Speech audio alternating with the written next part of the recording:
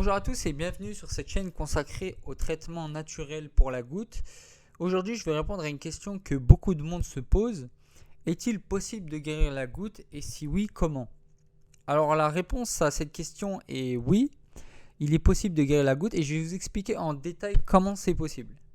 Mais avant cela, vous vous demandez peut-être qui je suis. Je m'appelle Nadir et cela fait maintenant plus de 2 ans que je me renseigne et que je rédige des articles sur la goutte dans le but de proposer des solutions alternatives au traitement conventionnel pour la maladie. Et donc toutes les informations que je partage sont tirées d'études scientifiques et je n'invente rien.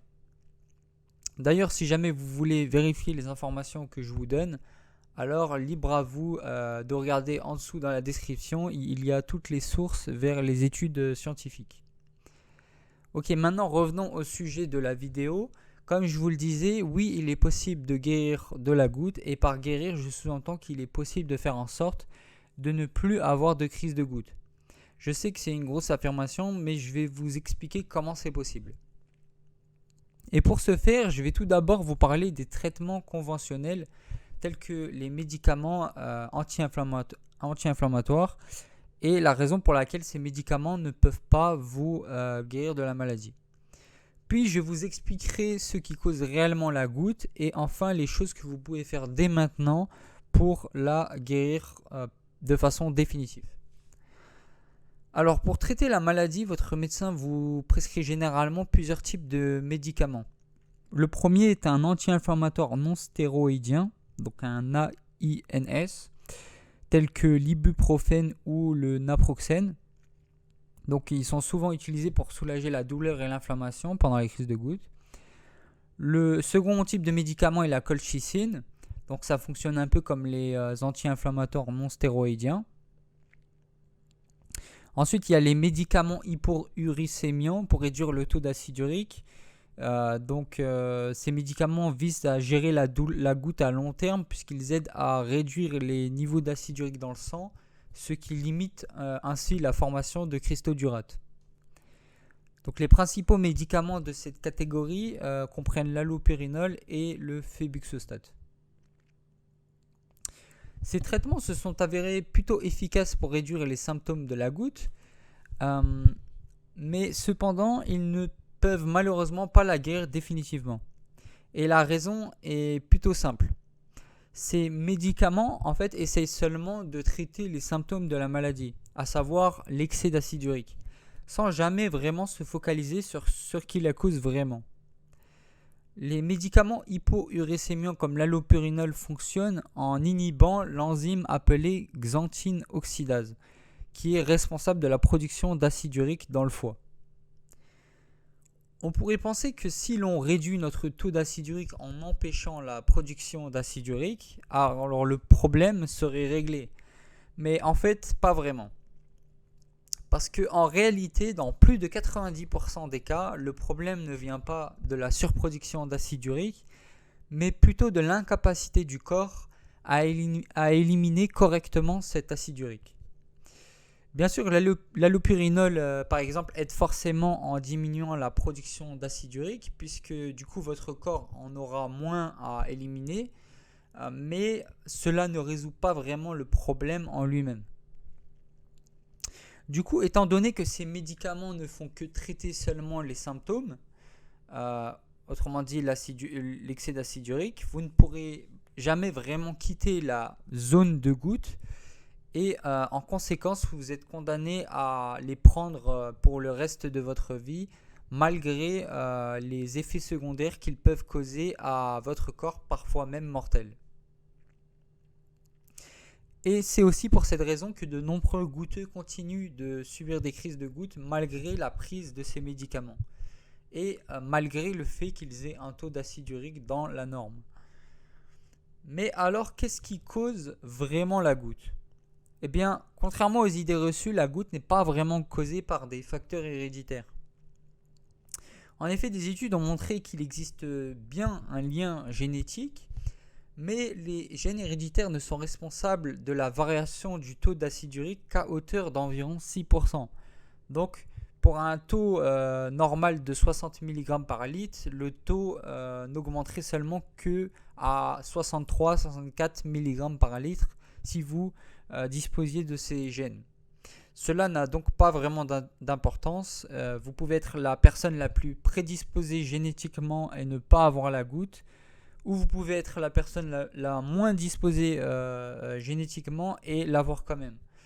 C'est parce que le mode de vie et le choix du régime alimentaire l'emportent largement sur la génétique. C'est d'ailleurs ce qu'on appelle l'épigénétique. Alors si ce n'est pas la génétique, pourquoi développe-t-on la goutte ? Eh bien, c'est à cause de ce qu'on appelle un dérèglement du microbiote intestinal. Alors, qu'est-ce que le microbiote intestinal ? Le microbiote intestinal, en fait, se réfère à l'écosystème qui vit à l'intérieur de notre intestin.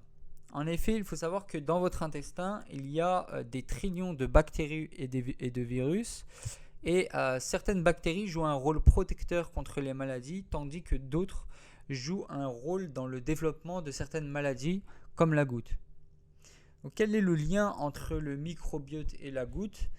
Eh bien, il faut savoir que 70% de l'acide urique dans notre corps est excrété par nos reins, c'est-à-dire éliminé par nos reins.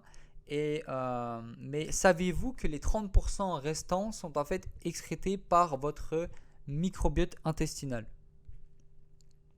Et oui, figurez-vous que certaines de ces bactéries logées dans votre microbiote ont pour but de convertir les purines provenant de l'alimentation en acide urique, puis en allantoïne. Et il se trouve que l'allantoïne est une enzyme soluble dans l'eau, ce qui veut dire qu'elle ne peut pas se cristalliser dans le sang comme le fait l'acide urique. Donc, que se passerait-il à votre avis si vous ne disposiez pas de ces bactéries protectrices ?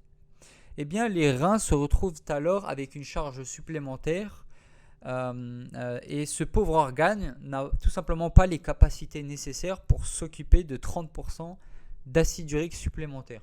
Surtout si vous souffrez déjà d'une insuffisance rénale. Donc, le résultat, l'acide urique n'étant pas excrété à temps par vos reins, il commence alors à s'accumuler progressivement dans le sang. Et lorsque la température de votre corps va baisser, donc généralement ça va être la nuit, eh bien des cristaux vont commencer à se former, généralement dans les orteils. Et en réponse à ces cristaux d'urate, votre système immunitaire va alors tenter de les combattre. Et c'est là que survient l'inflammation, aussi appelée la fameuse crise de goutte. Voilà, maintenant vous savez réellement pourquoi vous continuez de subir des crises de goutte alors que d'autres personnes consomment quotidiennement des aliments riches en purines comme des sardines et des anchois tous les jours sans jamais avoir la goutte. C'est parce que, encore une fois, le vrai problème dans l'histoire, c'est pas les purines ni la surproduction d'acide urique. Le problème est que le corps n'arrive tout simplement plus à éliminer l'acide urique comme il le devrait. Maintenant, voyons quelques preuves scientifiques sur lesquelles je me suis appuyé pour affirmer mes propos. Donc, sachez qu'il en existe des tonnes et des tonnes, mais je vais vous en présenter seulement 2 ici pour étayer mes propos.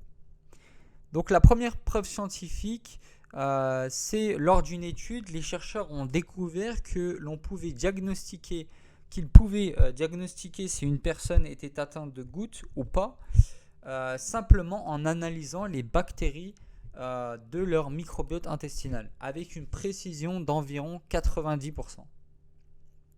Donc une précision qui serait d'ailleurs supérieure à la prise de sang. Donc plutôt impressionnant, n'est-ce pas ? Et maintenant voyons une deuxième preuve scientifique. Celle-ci fait référence à la pratique de la greffe de microbiote. Alors, cette pratique consiste à prélever le microbiote, donc les matières fécales contenues dans l'intestin, d'une personne en bonne santé et les transplanter chez une personne qui a la goutte. Donc voici les résultats des participants avant et après avoir suivi l'opération. Donc c'est sur une période de 1 an.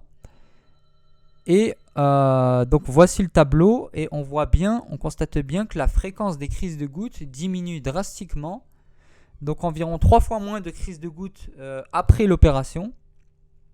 Même chose pour le taux d'acide urique moyen et la durée des crises de gouttes.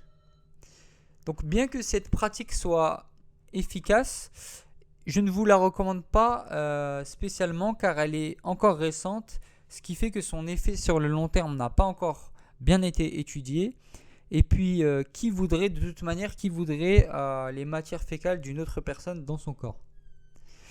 Mais en tout cas, cette procédure n'en reste pas moins efficace et elle démontre bien que le fait de rééquilibrer notre microbiote peut réellement vous permettre de réduire les crises de gouttes de manière permanente et pas seulement temporaire en prenant des médicaments par exemple. Donc maintenant, la question que vous vous posez probablement est: qu'est-ce qui a causé du coup ce dérèglement du microbiote intestinal? Eh bien, il existe une multitude de facteurs qui a pu avoir un impact négatif sur la composition de votre microbiote, notamment l'utilisation d'antibiotiques, une consommation excessive de sucre simple, des niveaux chroniquement élevés de stress, l'excès de nourriture, un manque de sommeil, un régime alimentaire peu varié, un mode de vie sédentaire avec peu d'activité physique, un manque d'hydratation, etc. Donc les facteurs qui ont pu provoquer ce déséquilibre peuvent varier d'une personne à l'autre, mais on constate que les facteurs les plus communs parmi les goutteuses sont une alimentation pas assez variée et un mode de vie sédentaire mené sur une longue période. Maintenant, comment guérir de la goutte? Maintenant que vous saviez ce qui cause réellement la maladie, il est assez simple d'en déduire ce qui vous permettra de la guérir. Et par guérir, je sous-entends ne plus avoir de crise. Pour la guérir, il suffit de rééquilibrer votre microbiote intestinal. Comment? Eh bien, vous pourriez décider par exemple du jour au lendemain d'arrêter de manger des sucreries, de faire de l'exercice régulièrement, de pratiquer du yoga pour réduire le stress quotidien et d'éviter tous les aliments suspicieux. Mais soyons honnêtes, il est très difficile de maintenir tous ces changements à long terme. Alors, au lieu de vous imposer toutes ces restrictions qui pourraient vous rendre déprimé, j'ai conçu un plan à la fois simple à suivre tout en étant très efficace. Et mon objectif était de créer un plan simple en quelques étapes pour que tout le monde puisse le suivre et le maintenir sur le long terme sans même s'en rendre compte. Et ce plan est plutôt simple à suivre puisqu'il ne vous impose que 2 ou 3 choses. Donc la première, ça va être de boire une boisson spéciale 100% naturelle au moins une fois par jour pour repeupler votre microbiote avec les bonnes colonies de bactéries, sachant que les ingrédients pour préparer cette boisson sont facilement trouvables au supermarché. La deuxième chose va être d'éviter 4 groupes d'aliments interdits qui dérèglent le microbiote. Et la troisième chose est facultative, ça va être de pratiquer au moins 30 minutes d'activité physique pour les personnes qui ont un mode de vie sédentaire, c'est-à-dire les personnes par exemple qui travaillent toute la journée dans un bureau et qui ne bougent pas beaucoup leur corps. Mais à part cela, à part ces 3 choses, vous êtes libre de manger comme bon vous semble et de profiter de toutes vos activités quotidiennes sans craindre la goutte. Donc ce plan vous permettra de rééquilibrer votre microbiote pour qu'il puisse à nouveau éliminer correctement l'acide urique. Et il vous permettra d'atteindre un taux d'acide urique sain inférieur à 60 mg par litre naturellement, et non pas de manière artificielle en limitant la production d'acide urique comme le font les médicaments. Sachez que des centaines de goutteux l'ont déjà suivi et n'ont à présent plus de crise de gouttes.